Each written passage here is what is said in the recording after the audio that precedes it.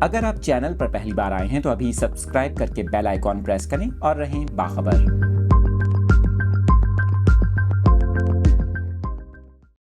تفصیلات شیئر کر رہے ہیں آپ کے ساتھ اس خبر سے متعلق۔ آپ کو بتائیں، پاکستان میں بارش کا سبب بننے والی مغربی ہوائیں داخل ہو گئیں۔ کراچی سمیت ملک کے بیشتر شہروں میں بارش کے امکانات ہیں، آپ کو بتا رہے ہیں۔